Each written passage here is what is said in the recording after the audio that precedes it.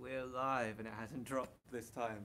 Hello and welcome to our Wellcome Trust Graduate Development Scheme Q&A here on our YouTube channel. Apologies for the slight delay, some Wi-Fi problems, but just to add to the fact that this is live so that you get that complete feeling. My name is Monkey Louis, I head up social media here at Wellcome Trust, and I'm going to hand you over to Natalie and Aidan here in a minute to go through all the different informations about the scheme. But just to say that I'll be here monitoring the chat window that you see attached to this video. So if you have any questions, we are here to answer your questions live. So please do type them in. I'll keep an eye on them and feed them back to our panel here. So over to you, Natalie, to kick things up. Thank you, Monkey. So yes, a very warm welcome to everyone joining us to find out more about our graduate development programme. My name is Natalie Hannon and I'm the Early Careers Manager here. And I'm Aidan Pepin, I'm one of the graduate trainees. I've been here just over a year now, about a year and 2 months, and I did one of the YouTube Live last year. So if you've watched that one already, hi again. So we'll start by just setting the scene a little bit and telling you a bit more about the graduate programme, and then Aidan's going to share some insights from his time so far on the scheme. But do ask questions throughout. This is very much a session for you to find out the questions that you want the answers to. There's no such thing as a stupid question, so please do feel free to add your questions into the chat box. So just as a recap, our graduate programme is a 2-year programme. It's a development programme. The focus very much on developing skills and experience rather than kind of recruitment and allowing you to kind of specialise in one area. And we think that's really important when you're starting out in your career, because actually it's really hard to know what's out there, what you enjoy, what you're good at, and that's what this scheme is here to do. It's allow you to kind of explore different areas and to really build up a range of skills that will benefit you for your future. We want people that are passionate about our mission, which is to improve health, but it really doesn't matter if at this point in time you don't know how you want to direct that in the future. We want people that are open-minded about exploring different areas and kind of really committing to us and that want to be part of that mission to improve health. So it doesn't matter what you've done in the past, it doesn't matter what degree you've done. We are really keen to have applications from anyone of any degree background. It doesn't matter if you don't have any experience that you think is science related, health related. It's much more about demonstrating the skills that we look for, and I'll come on to talk about those skills in a few moments. But at this point, I think it might be good to hear from Aidan about why he applied to Wellcome and kind of what he's been up to so far on the programme. Thanks. So I applied to Wellcome to the grad scheme for many of the reasons I think Natalie's just described. I discovered Wellcome while I was studying at university kind of by chance and got really interested in the work that they do, but by the time I got round to finishing university I was quite unclear on what I thought my next step would be and what I wanted to do next, and the graduate programme seemed the perfect environment to kind of try and figure that out by trying on these different roles, and so far it has allowed me to do that. So just a little bit about my background and kind of what I wanted to get out of the grad scheme and what I've been doing here. My undergraduate degree was in drama, and then my postgraduate degree was in sociology. So definitely to that point that Natalie was saying, that even though Wellcome is sometimes quite science focused, you definitely don't need a science background to kind of work here. And that's because I think Wellcome really has such a broad range of work that it does, but really benefits from the wide range of perspectives that are inside this building, and that's reflected as well in the grad scheme. So I come from a humanities and social sciences background, but across the cohort that I'm in, there are people who've done natural sciences, economics, languages. It really is a broad and varied background, and we're all really enjoying it, kind of doing similar things, different things, and it's great to have that mix. In terms of the rotations I've done since I've been here, so my first rotation was in the Humanities and Social Sciences team. My second rotation was in the Research Development team, which is part of Wellcome Collection, the museum and library. And then my current rotation is my third rotation, and I'm working in the Data for Science and Health team.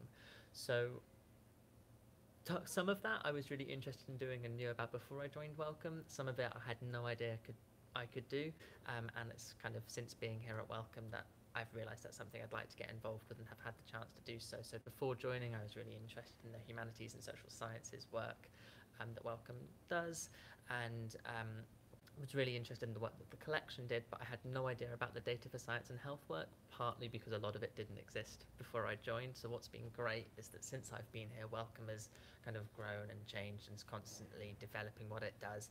And as I've learned more about what I'm interested in and the work that Wellcome does, I've been able to find parts of that which I've been able to get involved with, which has been fantastic. And then just the final thing that I'll say, before I joined Wellcome, I'd never worked in a big kind of organisation, glass building in London. It was entirely new to me and I had no idea what to expect. But the reality is that Wellcome's a really wonderful place to work. It's full of nice people who are driven by the mission and really passionate about the kind of work we do, but at the same time, they're friendly and supportive. So whenever I've had questions, whether they're really, really big questions or tiny questions, like when I first joined, where can I get tea from?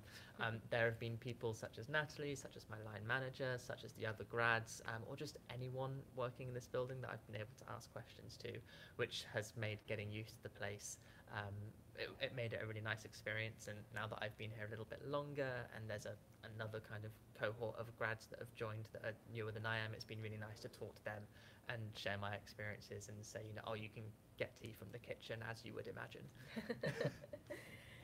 Cool. So yeah, thank you, Aidan. I think on that point, we'll sort of think about some of the key questions that I get asked very frequently. And the first one that I think you probably all want to know the answer to is, how do you make a strong application to Wellcome? And that can seem quite a tough question when you think it is such a broad programme. And the fact that we don't look for anything specific work experience-wise, I hope is a really encouraging point, but probably is also then, well, then how do I demonstrate why I am suitable for this programme? So what I would say is that it's very much about the skills that we look for, and as Aidan alluded to there, being flexible and adaptable is really important. And I think that's exciting because you just don't know what's around the corner. New priority areas get created, new opportunities are created. And so we kind of want people that are open to trying new things and to being surprised actually about what they could be interested in. I look after our graduates on the programme and I'm really keen to encourage graduates to try something that will push them a little bit out of their comfort zone. So thinking about how you demonstrate that on an application form, it will be just talking about how you've been open to trying new things, how you have gone the extra mile in doing something, how you kind of were flexible, perhaps if you were working on a project and it didn't go in the direction that you thought it might do, or when you went to university you ended up changing modules. Anything like that is really beneficial, just to see that you can be flexible, adaptable, and the reward for that kind of flexibility and adaptability is opening new doors to you, really developing your confidence and your resilience. So that's something that we'd be keen to see on an application form. We're also really keen to hear about how you build relationships, because that's a key thing as part of the scheme. You would have a new line manager every 6 months. You'd have a mentor throughout the 2 years, so you've got that consistency. But again, I think it's really important when you're starting your career that you do kind of work with different managers. You get to understand how you like to work with others, how other managers like to work with their team. So any examples you've got about how you build relationships, examples of when you've worked in teams, perhaps if you've had challenging teams that you've worked in, these are really useful examples to show us just how you go about kind of developing those relationships. So those sorts of things are key in your application. And the main thing I would want to say about, when you're talking about your experience, is link it to the skills that we look for. And we list the skills on our website. There's 6 of them. And that's what you should really focus your examples around. So, lots of people will talk about things like leadership, and actually we're not looking for leaders at this point in time. It's a programme that we hope will develop your leadership skills, but don't worry about talking about that right now. Really focus on those 6 skills that we list on the website. We do list them for a reason, and like I say, it's a big piece of advice for me, because I think lots of candidates think, oh, it's too easy to talk about those, everyone will do that. Yes, hopefully they will, because they're important, and actually everyone's examples of how they've demonstrated them will be different. So I'm not going to be bored reading answers relating to those skills. That's what I'm really looking for. So that's a big key piece of advice for me in your application, is to focus on skills rather than experience or leadership as examples. So that's a question that we get very often. Another question that we get asked a lot is about sponsorship if you're an international student, so I will cover that quickly. And the answer to that is that we do accept applications from international students if they're studying in the UK and have a student visa that's valid until the 2nd of September 2019, because then we can transfer that to a working visa. So if your current visa is valid till the 2nd of September 2019, you can apply, and when it asks, do you have the right to work in the UK, you will say yes. If we then offer you a position, then we will go through the process of sponsoring you. So please do apply if you're an international student. So some key questions there. Another question that we get asked a lot is about how rotations work. We ask on your application form for you to tell us what rotations you're interested in. Be mindful that you can do 4, so just focusing on 1 or 2 isn't going to make the most of that question. So think about that. It doesn't matter right now if you don't know exactly what you want to do. And I would also say that if you list 4 rotations, that isn't then a template for what you would do if you join. I know lots of people worry about that, but that's not the case. It's really just to kind of see what your interests are. And it would be great to hear from Aidan about how he's found that rotation process and how that's perhaps evolved over time. Yeah, so I mean, just thinking about the ones that I put down on my application form, I think there were some that I've gotten involved with. There were some which have, so for instance, humanities and social science, I'm pretty sure I put down. I can't quite remember, but I'm pretty sure it was on there. I put down some rotations in the Wellcome collection, but then once I got here and I learned more about how Wellcome collection works, I found other teams within Wellcome collection that I was really interested in. So I started talking to people in those teams to see if I could work there. And then the team that I'm in now, again, like I said before, it didn't even exist when I first started, so there was no way I could have put it down. But the way the process works is when you're in a rotation, thinking about when the next one might be, you're kind of free to look up on our internal intranet what teams are up to, go to internal staff talk, so kind of find out as much about what's going on in this organisation as possible. And then as it gets closer to working out what the next rotation is going to be, Natalie will send around a bunch of job descriptions from the available teams. Some of those will be the ones that you're expecting. Sometimes there are ones in and I'm like, yep, I was expecting that team to come up. And then equally there are ones where I go, had no idea that team was looking for a grad, and I read about it and it's really, really interesting. So then there's plenty of time to set up meetings with the person who might be managing that team, or just with that team generally, and be like, what more do you do? What might I be doing if I join the team? What are you looking for? I'm really interested in this. How might that fit in? And then so you've got some time to figure out what teams you might want to put down. And then you can put down your top 3 choices for what you're interested in, and hopefully you'll be able to get one of your first or second choices. Obviously there are lots of grads, and so kind of who exactly gets to go where can vary with each rotation, but the thing is, as Natalie said, there are 4 rotations, so it means that you can kind of figure out what might be one to do next time if what you get to do this time is slightly different. The point I will say on that is I don't think any of us have had a rotation that we've gone, oh, that wasn't worth my while. Every 6 months you learn so much, and I think the ones that are the curveball ones that you go, oh, I didn't know that team was looking for a grad, are the ones that you get so much out of. And I often chat to people who aren't grads, who work at Wellcome, they say, oh, I wish I could have done that. I wish I could have gone around 4 teams here and just found out more. And I find even though I've only got a year's experience, sometimes I know more about this organisation than people who've worked here for a lot longer, simply because I've been in that team and I know the person that does that job, or for a time I was doing that job. So it's a flexible process which allows you to adapt to it as you're learning more about the organisation, but also more about yourself. And I think that's really great. Yeah, and so important, I think, when you're starting out, because you don't know, and teams, you know, you think, oh, policy, that sounds interesting. Oh, digital and technology, maybe that doesn't sound as interesting. But until you're here, you don't really know what those teams do and what those teams do at Wellcome, because that could be very different to a different organisation, definitely. I haven't put my glasses on, so I can't read. Oh, so there's loads of questions. Oh, great. Loads of questions. Yes. Good stuff. So, if you're ready, let's move on to some of the questions. Yes. Definitely. I think. Thank you all for writing in. Do keep them coming in. Let's start with Annabelle, who asks, what does the MCQ, the multiple choice questions, on the application process entail? Okay, so we have got a small blurb. When you go into the application, it tells you a bit more about it. But ultimately, it's a situational judgment test. So you will have 10 questions. They will give you a scenario that you'd be likely to encounter on the graduate scheme. So, you know, you're working on a project, but you find that you're not going to meet the deadline. What do you do? And then there's 4 possible responses, and you choose what you'd be most likely to do.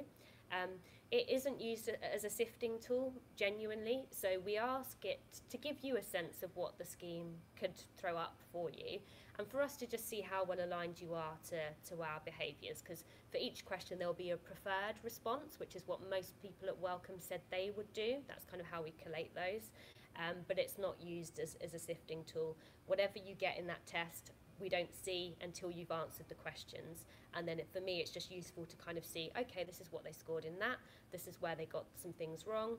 That's useful for us to know. But actually, it's the quality of your answers to the questions that really matter through the process. So it's nothing to worry about. It's nothing that you can prepare for, because they're, you know, you wouldn't know by doing any research. But just take your time. It's half an hour. And like I say, just kind of, take your time and try and get into the mode of thinking, right, I'm at Wellcome, I'm on the grad scheme, what would I do? And be honest in your responses. Try not to overthink it, I think, is the key, really. Awesome. Grace asks, hello, I was wondering which experience you would rate more highly in an application, a paid internship with office experience or a placement abroad volunteering? Well, neither. On the face of it, it would be impossible to say. It's much more about the skills that you've developed. That is the key. The quality of your experience when related to this scheme is about how you can link it to the skills that we ask for. So yeah, just if you're having to choose between examples, then I would just encourage you to think, right, okay, what did I do as part of that? What did I learn? What did I develop? And that should be helping you decide what's the most valuable thing to include, really. Okay. Chloe, you ask, if you've applied last year but were unsuccessful, does that in any way affect your chances this year?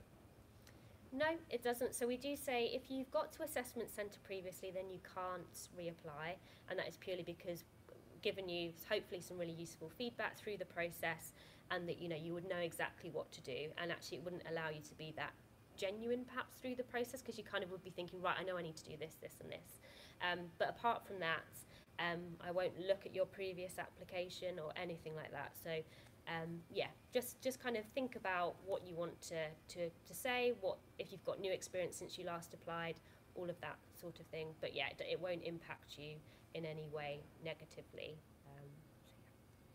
Yeah, Chloe is also interested in the mental health new priority area. Are there any rotations that have more exposure to this priority area coming up? Yeah, so one of the teams I'm in right now is a priority area, and I think in the previous lot of rotations there was a grad who was working in the mental health priority area. So priority areas are a really interesting part of Wellcome, because they're kind of the creation of ideas of what can Wellcome do in this space. We've recognised that there's an area which Wellcome wants to do more, and it's up to the team of people in the priority area to figure out what that's going to look like. So it's kind of a really nice environment to be in as a graduate, because it's just full of opportunities to learn more, about the area. So if you're in the mental health priority area, it's a great way to learn about that landscape, but also to learn loads about how Wellcome, or an organisation like Wellcome, figures out what are we going to do. So yeah, I think all of the priority areas, whether they're in their kind of early what are we going to do phases, or they're in their later let's get on and do it phases, I think grads have been in quite a few of them. Yeah. And they're really interesting spaces to work in. For instance, the education and learning team, which I think is one of the ones that's on the kind of brochures as where you can do a rotation, started out as a priority area, and it's now a really interesting team that do loads of great stuff. Yeah, definitely. Cool. Emily asks for some more details about the online application. I'm aware there are some short answer questions and an online test, but I'm not sure what else is involved. Anything else you might want to divulge?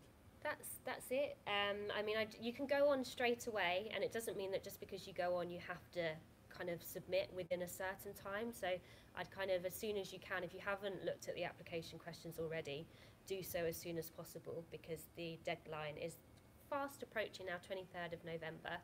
But yeah, so there's the situational judgment test, which is 10 questions, and then 4 short answer questions, which are really there to see, you know, why you want to join the scheme, what rotations you're interested in, what experience and interests you have, and then we ask you a question about, you know, a recent news story that you've read that you think could impact Wellcome's work. So that last question in particular, you know, you're not going to have encountered a question like that on any other application form, so I would encourage you to get thinking about that as soon as possible, really. Okay, one of your favourite questions, Natalie, which a lot of people are asking, how many graduates are taken onto the general scheme each year? How many graduates are likely to be hired for the next year? Okay, so it's about 12 per year. We do have one investment-specific graduate role, which we've closed applications for already. Then we'll have sort of 9 or 10 on the general programme, and then we do tend to like to have some other graduate roles available in the springtime that will again not be rotating but will be career specific. So if you're watching this and thinking, you know, that sounds really interesting working at Wellcome, but actually I'm a bit more sure of what I want to do, then there will be opportunities that might meet your interests. But yeah, 12 per year. It was 12 last year. I think 13 the year before, but it's around that number. It's never going to go much beyond that number. Okay, and maybe one for you, Aidan, actually. Even though you only get to experience a few rotations over the 2 years, do you get any opportunity to get a flavour for any of the other rotations? Absolutely. So the grad cohort is constantly chatting to one another, so I could probably rattle off where the other 11 in my cohort, which teams they're in, because we're constantly talking about it. We constantly share not only kind of just chit chat about what we're up to because we're curious, but also like, oh, I was working on a similar thing, let's chat about that.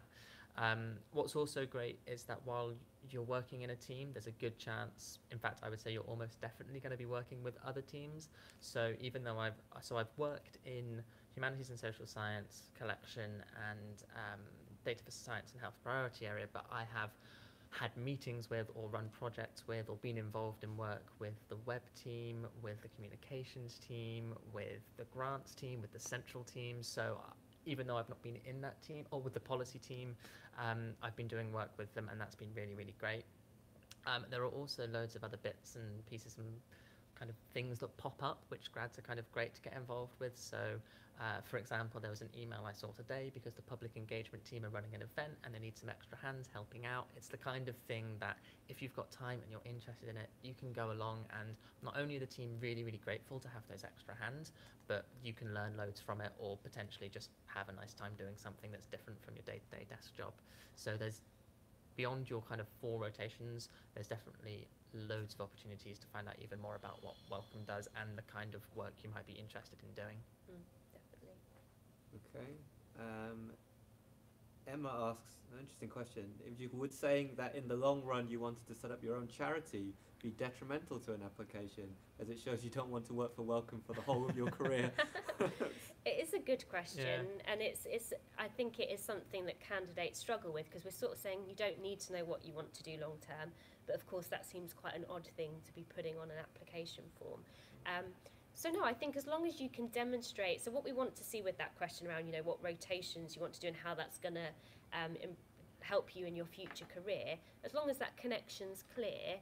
And, you know, I suppose if you can flatter us somewhere in there as well and say, you know, it would be great to be working with Wellcome and learning from them, you know, and if I am setting up my charity, it's going to be health related perhaps, or if not health related, something that links to something we do as a priority area, then that's a really positive thing.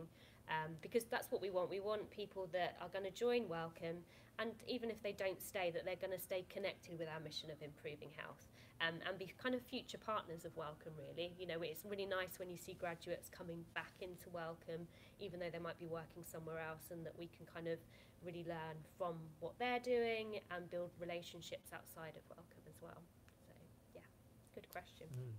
Okay, probably a simpler one. Will a background in biomedical science / public health put me at an advantage with the process?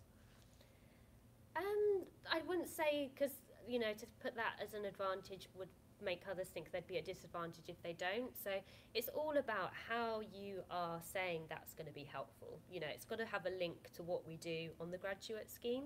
And actually what can be something to avoid is getting too technical in your answer about kind of maybe research that you've done, experiments that you've done, because actually then that can, although that might link very well to some of the subject matter, again, like I say, I can't say enough, it's the skills that are really important. So that's what you really want to focus on through anything that you share, is making that connection between what you learn and how that's going to be relevant. So, yeah. Okay, Labiba asks, in the section where you have to talk about something in the news and how Wellcome could help, what are you looking for? Well, it's that question for me, and I might give Aidan a heads up to try and remember what he talked about, which is a bit of an ask. But the reason for including that question is to kind of allow candidates to put their stamp on it. That's really what it's for. There's no right answer by any means. What I'm kind of looking for is just to see that you kind of understand what we're trying to achieve as an organisation. So, you know, you might look at what's on our news page on our website at the moment. What sorts of things have we been showing an interest in? What priority areas do we have? And that's a good starting point. But kind of for me, what I want to see is that you can choose something that has a relation to health. And I mean, that's such a broad topic that there are so many things that you could talk about. And just to kind of see how you think Wellcome would be interested in it. So you might say, you know, Wellcome could be putting an exhibition on around this topic to raise awareness, or within its education and learning team, they could be really looking at kind of supporting teachers to help tackle this issue. So that's kind of it. It's kind of choose something that you genuinely are interested in, because, you know, we kind of want to see enthusiasm for a topic, and then some connection to, okay, that would be of interest to Wellcome because you have this team or you have this priority area. So that's kind of the reason for asking it, and what you should think about when preparing. Can you remember? I think I wrote something about the IBM supercomputer that uses AI to diagnose treatments, which kind of comes full circle with the team I'm working in now. I think that's what I wrote about. But that point you just said about it being something you're genuinely interested in, I think is something that is really key. If you're really scratching your head to find something that you're interested in that might relate to what Wellcome's up to, then I think that shows a bit of a disconnect. But if there are things across the broad range of what Wellcome does, and it really is broad, that you can kind of find something that relates to, that interests you, then I think that's definitely the kind of thing you're looking for. So I think I was looking at, how is computing and data and AI going to kind of change health, and what might a global health charity be interested in with that? And that was what I wrote about. Yeah, definitely. No, it is a good point. I hope that what the application form we hope will do is it challenge you, but also get you quite excited, because, you know, researching these things should be something that you are quite motivated by, and not giving too much away, but you will then follow that news story through into another part of the recruitment process. So you do want to be interested in it and want to kind of keep up to date with it. So yeah, that's really important. Cool. Quick one probably here. Will there be an opportunity to submit a CV at any point? No, so we don't. We're actually introduced a new application system this year called Applied, and the premise of that system is very much to allow fair and anonymous kind of screening. Because our programme really doesn't rely on any particular work experience, for us we just think we don't need to see a CV actually, and also I don't want candidates to upload the CV thinking, well, they'll look at that and they can kind of fill in any gaps. We want you to kind of really put the work in to understand, right, what are they looking for, what do I have that's specifically relevant to that. So no, there isn't that opportunity. So you do really need to think about, what do I need to talk about, what do I need to get across, and really look through the different questions and think, where can I best demonstrate the things that I would normally rely on a CV to let me show, and make the use of those questions. Try not to kind of duplicate information across the different questions, really kind of go through that and choose the most relevant parts. Okay, we should probably go to, this has come up 3 or 4 times, so we should probably go straight to it. A lot of people asking what happens at the end of the graduate scheme. Yes. Are people offered jobs? How many of the 12, let's say, people on the scheme in a given year would get a job? That old chestnut. Yes, definitely. You know, it's a very popular question to be asked. So because it is a development program and because no two graduates would have the same kind of experience, they do different rotations, and actually because graduates don't know what they want to do when they join, we can't really kind of plan to have a set amount of jobs for graduates at the right level at the end. It was something I kind of struggled with when I joined. I came from a law firm where retention was kind of a real key success measure, but actually what the graduate scheme does, it's very much about giving individuals the chance to explore things that they're passionate about. To date, we have retained about 45% of people that have been on the graduate scheme, and last year's cohort was really successful in staying on. We had people stay in diversity and inclusion, we had people stay in the central team, which is kind of like the director's office here, people in the policy team. We had someone go to CEPI, which is the Coalition of Epidemic Preparedness, so they're based within the building, so that's quite nice in that they've got a very familiar home, but working in a different organisation. So there is no kind of set quota of how many we expect to retain or can retain. It's about retaining the people that there's a job that they want, basically. So my line is always, don't stay at Wellcome at the end of the scheme because you like it here and you're comfortable here. If the job that you want doesn't exist, then we will help you kind of find where that does exist. I do a lot of work with graduates to kind of help them prepare for interviews, etc. So yeah, 45% is where we are now, and what I can say most genuinely is that it is a great springboard for whatever that next step is, and for helping you know what that next step is much more clearly. I think on that point, I'm much clearer. I'm I guess around halfway through, a little bit over halfway through the programme. I haven't exactly figured out what the next step is for me yet, but I have a much clearer idea of what that next step might look like, and I'm starting to think about how I might take it. As well, being on the scheme is a fantastic platform to get to know other organisations that you might be really interested in working with if the right role for you isn't at Wellcome, or if there are roles in Wellcome, externally to Wellcome. It helps you figure out where might be the best fit for you, and I think, like Natalie said, Wellcome's a fantastic springboard, and the support you get from Natalie, but also from line managers who have maybe come from a different organisation that you might be interested in working with, is really great for helping you figure out what the right thing is for you next. I'm not in the slightest bit concerned about what the next thing for me is. I'm just making the most of being here, having a really nice time being here, learning loads, and kind of pinning down exactly what I want to do next. And I'm sure that there'll be plenty of support for me when I figure out what it is. In fact, there already is support for me figuring out what I want to do next. So yeah, definitely. And as I said, it's really nice now seeing graduates that kind of left at the end of the scheme coming back to Wellcome. We have a few in that category,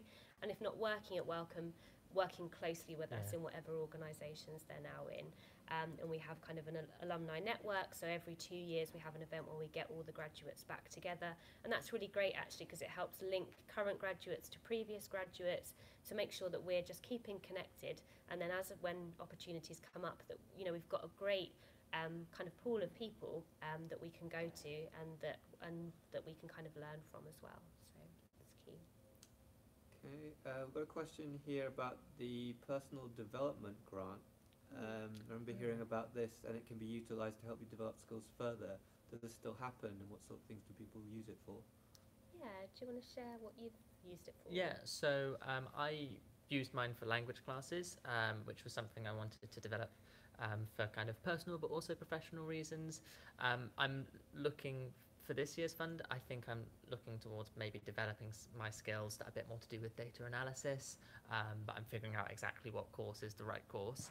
I know that other people have used it for similar things, so whether that's kind of a professional development course like project management, or a particular software package, or like graphic design. I know someone used their development fund for that. So I think the key thing to say with it, and I think you'll agree because it's kind of what you've said to us in the past, is that it needs to be related to your professional development, but beyond that kind of criteria, you're free to figure out what the right thing is, and free to choose where you want to do that course and that kind of thing. So I know people maybe go back to a university that they have studied at because they've got a great kind of evening 10-week course or something like that, or through a recommendation through one of the teams they've been working in. Maybe it's a colleague or a manager that's gone, oh, I did this training, it was fantastic.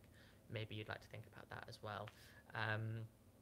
So it's a really great thing, and definitely want to utilise as well. And when you're here, make use of kind of the team that you're in to go, oh, what should I use my development fund on? Because they'll have loads of ideas. Yeah, definitely. And I should have said, for anyone that doesn't know, it's £500 per year to spend, and that we will cover as an organisation 80% of it, and then you top that up yourself. But it's a great way to kind of, think more broadly about your development and help with employability. There's not many things that I have rejected. Musical instrument was one, driving lessons was another one. But beyond that, as long as it's clear how that's going to support you, then I agree. I think it's a great thing to have that kind of freedom to utilise. Okay, and so a couple of things. So first, can somebody explain what the difference between science and innovations is? Mm-hmm. And then can somebody give a bit more information about what the policy rotation involves? Mm-hmm. Yeah, are you happy to do which one? Yeah, I can take them both if you like. Great, yes, please. So science and innovations are two separate divisions at Wellcome. So the science team work with the vast majority, if not the entirety, of Wellcome's funding for science research. So that's everything from people who do PhDs or postdoc research at universities in biology or chemistry or medicine, right the way up to the funding that goes towards the Francis Crick Institute or the Sanger Genome Institute outside Cambridge. So anything that is to do with kind of biomedical research, the science team deal with. The innovations team work in the space that kind of bridges the gap between the research that is happening in all those research institutions to getting kind of innovations from that into healthcare or into practice. So some things that innovations develop are maybe kind of new medical tools or treatments or technologies that basically go and bridge that gap between what the scientists are discovering and how that can better improve healthcare. So they're two separate divisions. Their work is related, but what they do is somewhat distinct. And then the policy rotation sits within Wellcome's policy team. So they have a UK EU branch, and they have a kind of global policy side of things. And what they're looking to do is make sure that the political, regulatory, legislative kind of landscape is as good as it can be for scientific research, for health research, and for all the things that Wellcome are interested in. So the grads in those teams might be involved in doing some research, which helps the policy team respond to a particular consultation to say that Wellcome think the government need to worry about this or that. Or it might be that you're responding to changes in a government landscape to help Wellcome make decisions about what it's going to do, where it's going to place funding, that sort of thing. So right now, half of that team is very, very busy with Brexit. But they're always also quite embedded across the organisation. So the team I'm in now kind of liaise with the policy team quite a lot because we're really interested in policy changes or the kind of political landscape around data technologies and health. So a broad and interesting rotation, as they all are. The description for both programs say you can take part in the annual Truel Challenge. But I've searched on the website and can't find any information about that. Could you tell me what that is? Yeah, so I'll do a bit of an introduction and maybe Aidan can talk about where you are this year. So we introduced it this year. The idea is that it's very much an opportunity to allow graduates and apprentices to work together. Because it is brand new, we haven't got that much information to share, but we can definitely kind of as things progress for next year. But the theme is all about kind of improving ways of working or efficiencies at Wellcome, and it's as broad as that. So we kind of always are saying to graduates, you're fresh pairs of eyes, you can come in, you can tell us what we're doing that could be improved, and this is actually saying, okay, as well as telling us, now we're going to give you an opportunity to actually make some things happen. So the idea is that it's an opportunity to work together to kind of identify problems that exist at the moment. So that can be things like, being such a broad organisation, having so many teams, how can we ensure that we're not kind of duplicating work, that we're not kind of missing opportunities to kind of collaborate on things. And graduates and apprentices are great at kind of identifying those things because they're moving around the organisation. So it's always how can everyone else benefit from kind of ideas like that. And then the idea is that over a course of a few months, graduates and apprentices work together to kind of like I say, kind of find these problems, consult with members across Wellcome to identify possible solutions, and then present that to some members of our senior leadership team and to see what they think, because we want to get buy-in at that level to then actually make these things happen, and to make sure it's not just here's some ideas we thought about and then they never actually get realised. So it's an opportunity to collaborate across apprentices and graduates, to get to present to senior leadership and to make improvements at Wellcome, so we can really benefit from kind of that opportunity to work together. It's in a nutshell, really. Yeah. So right now we're in the midst of the True Challenge. Maybe just under halfway, just over halfway through it, but we're kind of narrowing down the areas which we want to try and develop some ideas around. So I guess what has been both the challenging part of the True Challenge, but also the really enjoyable, interesting part is that it's on us to figure out how we go about it.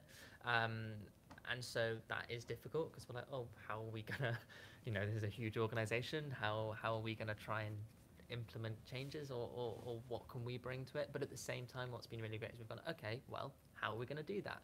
And then we've kind of banded together and come up with ideas of how we want to approach it, which has been really nice, rather than have a manager or someone more senior go, okay, can you do this, can you do that, which also is not the, it's not how normal work works, but at the same time it's that idea that we've been able to go, okay, how are we going to go about it? What's the best way to go about it? And it's been kind of really nice to sit in a room where it's on us how successful that meeting is, or how successful this idea is. And so, yeah, I'm looking forward to it. I have my eye out for some of the programs, some of the projects I want to kind of get stuck into. And it's kind of exciting to think, yeah, we get free rein to figure out some potential solutions. And then we've got to try and convince other people that those are good solutions. So it's quite nice. Yeah, definitely. And if you're thinking, oh, well, how can I sort of talk that much about the True Challenge on my application? You don't really need to at this point. I suppose, the most important thing is that you see that there's this opportunity to work with other graduates and apprentices, and that you've got that space to kind of come up with ideas that very much links to that creativity and innovation skill that we look for. So, yeah. Cool. I've had some questions about, you mentioned graduate jobs available in the spring for people who are certain about what they want to do. Can you expand on more about what these jobs are and where I can find some more information? And also, when do they start? So they will start as part of the same cohort, so they'll be for a September 2019 start date.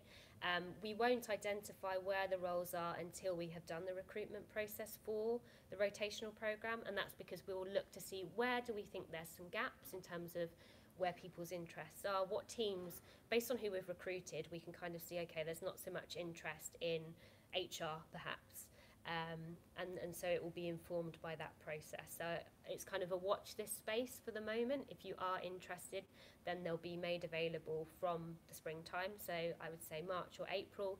You can email me close to that time if you're not seeing anything on the website, but they will be advertised in all the usual spaces. So on the website, we'll advertise through career services, and for any kind of websites where we think those interests align very well to. So yeah, watch this space really.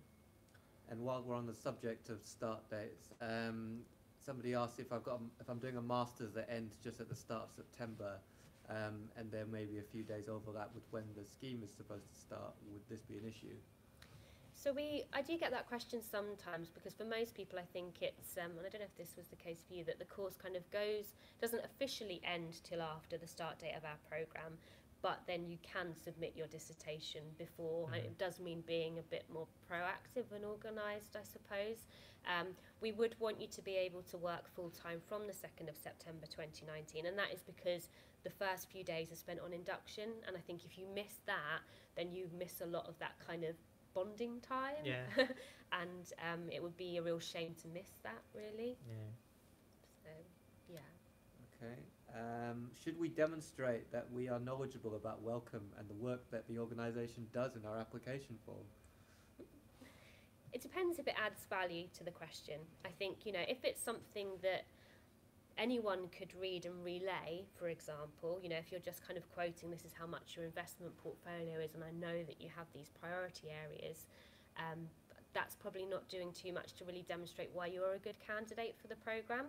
So you've got to just think about how it's being used and if it's actually going to kind of really benefit the answer. So I suppose where I would say it could be useful is in that first question when we say, why are you interested at working at Wellcome and why on this programme specifically? You know, you could weave it in if you're saying, you know, I see that one of your priority areas is X, that's something that I'm really passionate about, and I know that that's something I'd want to pursue, it would give me an opportunity to develop skills in X, Y, Z, then that's really beneficial. But if it's just kind of, like I say, listing things, then that's probably not going to add as much value. So just think about, does it add anything that's going to kind of really allow you to demonstrate suitability for the programme? Okay, and we've had a couple of questions about the further stages of the application. What does that involve? One person knows that there's a video stage and asks about what sort of things we look for in that, but maybe you could just go through the further stages. Sure. And if I sort of talk a bit about it, are you happy to sort of say how you found? Yeah, how you prepared, maybe? Mm-hmm. So yeah, after the online application form, it is a video interview. So we use a program or a platform called Launchpad. So it's not Skype where it's kind of you'll see me asking you the questions and it will be very much a live interview. Rather, it's you will get a link to a video interview. I will pop up and ask you the questions, but it will be pre-recorded. You will then get the question. You will have a minute to think about it, jot some notes down, and then you will start recording your answer, and you'll have an allotted time to do that. If you are successful in reaching that stage, I will send out a bit of guidance about how to best prepare for it, because I know it is something that is quite daunting. You know, it's not the most natural thing to be just recording your answers, but the key thing is just to prepare for it in the way that you would prepare for any interview. So yeah, there's nothing there to catch you out. For us, it really ensures a fair process because everyone has exactly the same resources, the same time, and the key things are just practicing as much as possible. If you are invited to that stage, you know, most career services will now have a room that you can go to, kind of a program where you can practice. Just get used to kind of seeing yourself on camera and all those things. But yeah, so that's the second stage, and that consists of 4 questions, and it will take no more than 20 minutes to do the questions, although I would build in more time to just practice beforehand. I don't know if you want to say anything about how you found it. Yeah, so I thought it was going to be the most bizarre and horrendous experience, but it was actually fine. I think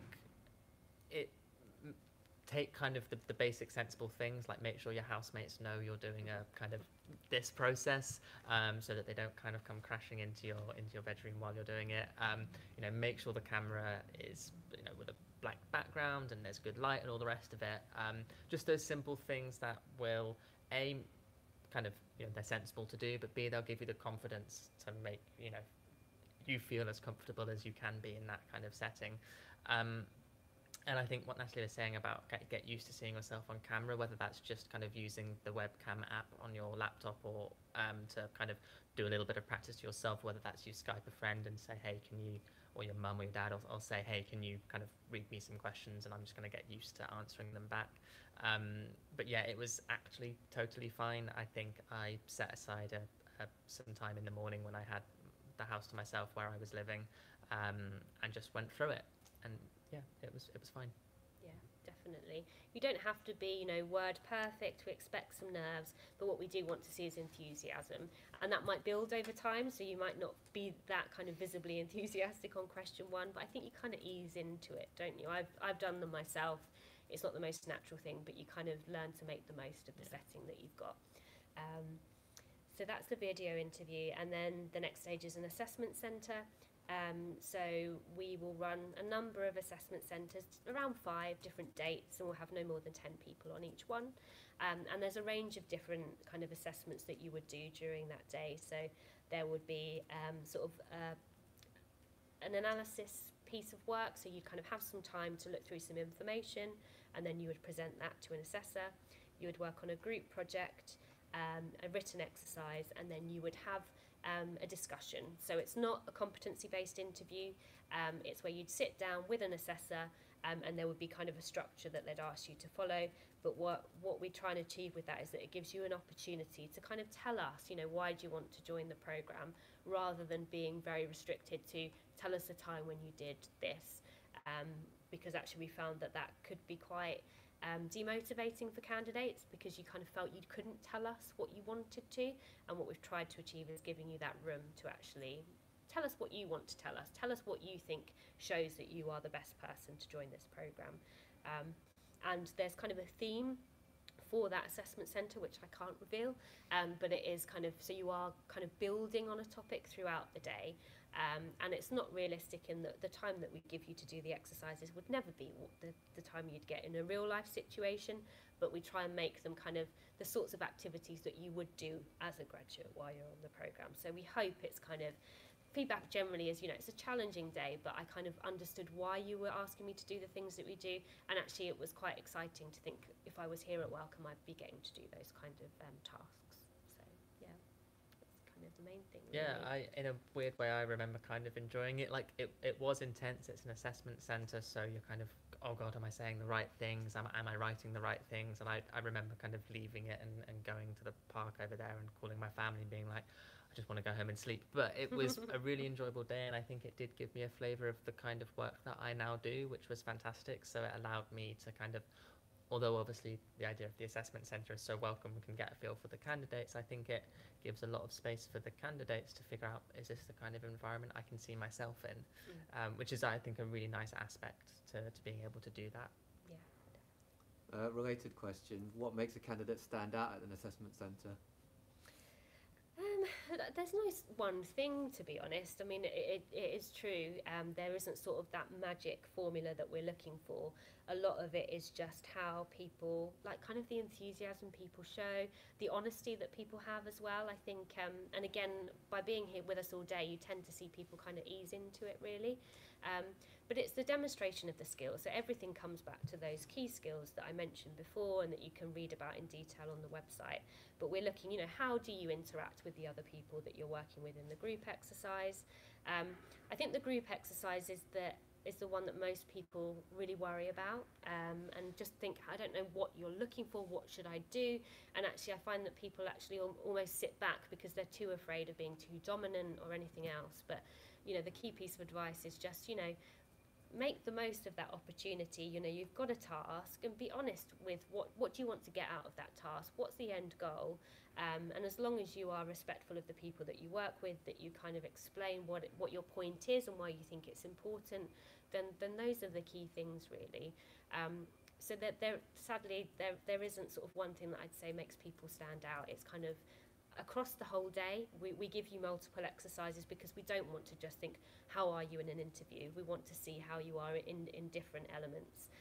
And it's very rare that any candidate would be amazing at everything, and that's fine, because actually this is a development programme, and I'm quite keen to see, well, what do you need to develop, and how's this programme going to allow you to achieve that?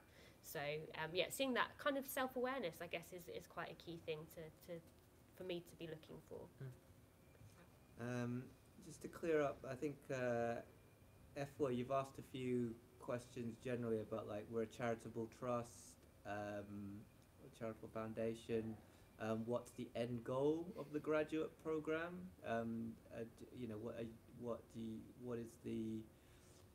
What do the graduates actually do? Will they be researching and stuff like that? I think there might be a bit of a misunderstanding here, but maybe if we address the question about what's the end goal of the program, really. I mean, we've said that there isn't necessarily, not everybody gets offered a job at the end of it. Yeah. So maybe we could just reiterate that.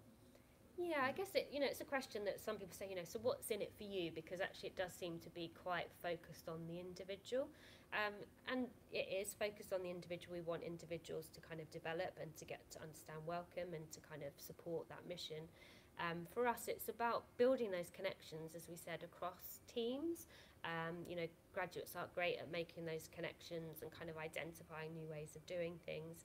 And genuinely, we do really see graduates as partners for Wellcome way into the future, and to kind of be coming back to Wellcome even if they don't stay at the end of it. So it's kind of development of the individual, helping support us in our mission to improve health, both at Wellcome and outside of Wellcome, building connections between teams. Those are kind of the key things, really. And also in terms of kind of what a grad might be doing that kind of speaks to the wider mission of Wellcome. I think that was kind of part of the question as well, is it depends on what team you're in. The kind of type of role that a grad will do is massively varied. In one team you might be kind of doing a lot of desk-based research around a particular scientific or social or health issue and then feeding that into the work that your team does. In another team, you might be doing kind of events management. Another team, you might be kind of doing more administrative, planning, organizational roles. In another team, it might be more about kind of setting up meetings and going to them and trying to bring back insights. The work is massively varied. And although there's that focus on kind of the individual, I think the grads are really an integral part of the teams that they work in. I've certainly felt like I've been an integral part of the teams that I've worked in. Yes, I've been developing, I've been learning, I've been kind of working on my own skills, but I've been doing that kind of, I've been learning by doing. It's not that they've kind of gone, oh, cool, come and shadow all of our meetings so you can learn about what we do. It's kind of been like, okay, come along and lead a small section of this meeting and, okay, go and do that research because we need it done, which has been really, really nice. And I think that's kind of part of what links being a grad to Wellcome's wider mission, but also helping you figure out what you're going to do next and what you're good at, what you're less good at, but also what you like doing, what you don't like doing. There are certainly emails which I'm happier to receive than others for that reason. Yeah, definitely. And, you know, the teams are quite small sometimes, and so a graduate really is such a big part of that team. And it's not invented work. I think the graduate scheme is very well established now, and so teams really do kind of, they don't compete against each other, but whenever I say who would like to have a graduate in the next rotation, I always have more teams wanting graduates than I have graduates to complete them, and that's a great kind of position to be in, and it's great to kind of see just how much graduates are valued here at Wellcome. So yeah. Okay, the last few minutes then, I just want to mop up a few quick ones. It's Silent Sphere, you asked, so is there a preference in admissions based on the rotations selected? That might have been an impression that you've got from before, but... Yeah, I can see probably when I answered that question about where there might be some gaps in terms of then identifying what roles are available. So no, it's not. I'm just interested. I'm more interested to see an open-mindedness. So there is always popular rotations, and so, you know, policy comes up a lot. Welcome collection often comes up a lot, and that's fine. So no, it doesn't, you wouldn't kind of get judged on what rotations you'd put, and lots of people have put that, so actually we won't include you kind of in the shortlisting process. It's just to get a sense of what's popular, and actually it's really helpful for me to then feed that back to teams as well, because it might mean that that team needs to do a bit more to kind of promote what they're offering. So no, it wouldn't have any bearing on kind of how you might be progressed through that process. Okay, and just a couple of last questions. Oh, they're turning the lights out on us. So what have you found most challenging about the graduate scheme to start with? And then maybe to wrap up, we've had a whole bunch of questions about like what qualities and experiences we're looking for, what interests tend to make you, what specific skills stand out, what interests and experience are relevant to the role, that kind of thing. So probably something more generally about that. But maybe Aidan, to answer the what have you found most challenging? I think one of the things that I found most challenging is I can't think of any other environment I've been in where I've been able to kind of dive into the range of things that I can do at Wellcome. So managing my own time, I mean, maybe that's a bit personal to me, but kind of not getting too stuck into, oh, that opportunity and that opportunity and that opportunity, and then having no time left for the thing I was supposed to have done by Monday. But I guess that kind of comes back to the skills that I'm learning and the development that I'm being able to kind of be afforded here and figure out. So there's definitely that sense of the most challenging thing. Here's the concise way of saying what I just said. The most challenging thing, I think, is it's basically 2 years of 6-month rotations where you're learning your strengths, your weaknesses, what you're interested in, what you want to get involved in, and that kind of constant process of learning is really, really exciting. But it's also something that it's important to take time to reflect on. And so I think, you know, there are those of us that often we kind of sit there and go, oh, I'm being faced with this particular thing and I don't know if I enjoy it, I don't know the right way to go about it, but always, you know, then the other grads will go, oh, well, when I had that in my last team, oh, that sounds really, you know, challenging, why don't you try this? And it kind of gets resolved through the network. So it's constantly being open to the opportunities that are here and open to your own development, I think. Yeah, definitely. I think there's lots of things that are they're sort of most challenging and also most exciting, aren't they? Yeah. I think it is. I think for lots of people at Wellcome, there is so much to get involved in that it can be challenging to just kind of prioritise what's most important at that time. It's something that I've struggled with as well. And that's why 6 months is quite nice sometimes, 'cause I think you kind of almost have to think, for this 6 months, I'm going to focus on this, so that might be volunteering here, or I'm going to look more at kind of my personal development fund. I'm going to wait to do my personal development fund, actually, whatever it might be. And then rotating every 6 months. That's something that some people do struggle with. I think it's the best and worst thing, because you get that opportunity to try a range of things, but I don't think we can deny that it can be difficult, because you will, especially in your first 6 months, you're kind of just getting comfortable, and then we'll kind of move you out into something else. So it's hugely rewarding because of the kind of confidence and resilience it will create, but I can't deny that most people do find that challenging. But I think, as time goes on, it just becomes more kind of normal, doesn't it? Yeah, I think the first time I changed teams, there was definitely a sense of, oh, but I really like the team I'm in, and I don't know the team I'm going to.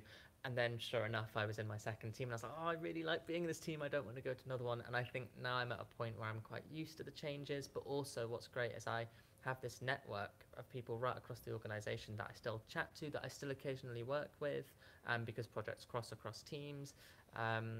And yeah, I think that the point you said, sometimes the most challenging things are also the most rewarding and exciting ones. I think that's definitely true.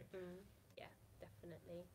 And then about kind of skills and experience. Yeah, general qualities, experiences, interests and experience relevant to the role, specific skills that stand out. Anything you want to add to that from what you said earlier? Yeah, I mean, I will say the point again, because it is such an important one. There's 6 skills that we list on our website, and they really are the basis that you should kind of keep coming back to. So building relationships, creativity and innovation, initiative and drive, delivering results, flexibility and adaptability, presenting and communicating. Wow, I remembered them all. I didn't think I was going to remember them all. Please do look at those, and the key piece of advice is, please don't think it's too obvious to talk about them. That is what we're looking for. Don't play any experience that you've had as well. Like, it's about what you developed, and I think some people think, oh, well, I can't talk about just working in a bar. It's not just working in a bar. You will have developed some great skills. You will have built relationships. I'm sure that you will have dealt with difficult people and had to be flexible and adaptable. So don't kind of discount anything. Start with the skills and then link out from there, rather than thinking, oh, that's something really impressive that I've got to talk about, because actually connecting those to the skills is often quite hard to do. You don't have to kind of impress with what you've done, it's kind of what you learned from it. That's really the key. So that is the biggest piece of advice I would give you, is look at those 6 skills and really focus on those, and don't, like I say, underplay anything that you've done that can demonstrate those.